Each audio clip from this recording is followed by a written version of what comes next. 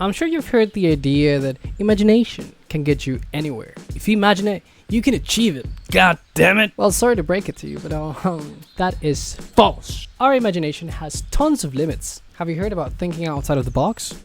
Well, that's because there is a box with a lot of stuff. But what if I told you there's a subgenre of science fiction that has an answer for this? So don't forget your sunscreen as we dive right into the world of Solarpunk. Have you ever looked back on the stories you consumed as a kid? The stories you binge watched with your friends, or the random show you discovered when you were 13 because you were online, or if you're before the internet times, like in a park or something. I don't know what you guys did before. Lately, I've been thinking a lot about the stories I grew up with. I mean, my teenage years were basically in the peak of young adult novels, and I was reading every single one of them, you know, Hunger Games, watching the movies and Divergent. And if you start thinking about them, well, very entertaining and really cool on their own, you start getting to a point where there's a common thread, right? The future just looks rather grim. And I'm assuming it's not only my generation. If you look back on the biggest sci-fi movies of all time: Planet of the Apes, dystopia; Jurassic Park, shit hits the fan; Terminator, dystopia; The War of the Worlds. Oh, actually, things work out now and after millions of people die. Anyways, you can see a common thread.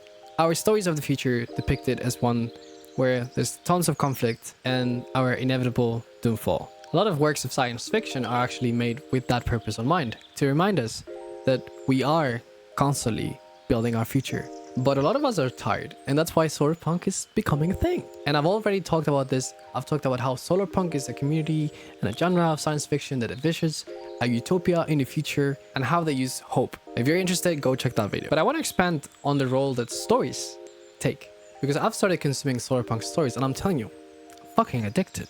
I mean, people are kind, what? Things work out, interesting plots, and I can safely say that Solarpunk is rewiring how I think.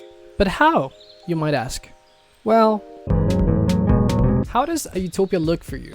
One of the main reasons why it's really hard for us to imagine a utopia is because it would have to challenge so many of our institutions that honestly you would never think would fall. We're talking about nation states, we're talking about racism, we're talking about patriarchy, a profit-driven economy that's driving our planet to just yeet. But Solarpunk stories actually visualize this. They help us give us an image of what's to come if we choose to make changes. So we have stories where people are not constrained by their jobs or the expectations that come with gender roles, or where your culture and race do not determine the type of friendships and relationships you make. And like, these are not fantastic settings. These are things that are shown in mundane and common places, which help us, the reader, to incorporate it in our lives, to realize that maybe these are things that we can even incorporate today. Like, yes, we're not going to wake up tomorrow and suddenly hear on the news that all nations have fallen, or that corrupt religious leaders have just vanished. It is through the actions we do today that we get to these images. If you're someone that watches a lot of blockbusters like me, you're probably used to a type of conflict in these movies. A world-challenging event that will inevitably lead to our doomfall if it wasn't because there's a group of heroes that will help us win the battle. And well, like, they're very entertaining, and I enjoy watching The Rock, Dwayne Johnson. It is true that our imagination is just used to high-stakes conflicts. Solarpunk stories, while dealing with climate change, a lot of the times are not these kind of stories. They're not about how some miraculously superpower will actually help us with climate change.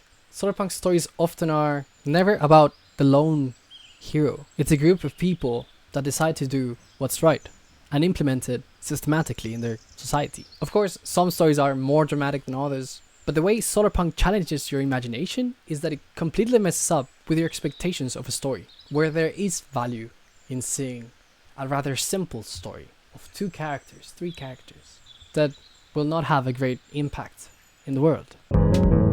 A lot of Solarpunk stories take place 200 years in the future, 100 years in the future, where we've radically changed our ways. And I get that it might seem rather hard to reach, but there's also tons of stories that take place in the near future or even today, where we have Commander Jugendstil's story, where it takes place in Italy, about a group of activists that get in the way of a fascist protest. Like, have you looked at the news about Italy? Like, that could definitely take place today. With how things are currently, it is so easy to forget that there's actually some things that you can do right now. These stories help your imagination understand that there are tons of ways you can be involved, and it never requires only you. It requires a community of people that do as much as they can together. And once we know this, things radically change for us. If this sounds like your cup of tea, then please feel free to check all these amazing stories online, and they're literally free, like a lot of them. There's video games as well, there's movies even, although not so much, and they will guarantee that you will at least rethink a few things. Because remember, maybe we don't need Rock Dwayne Johnson. Maybe the Rock Dwayne Johnson needs us.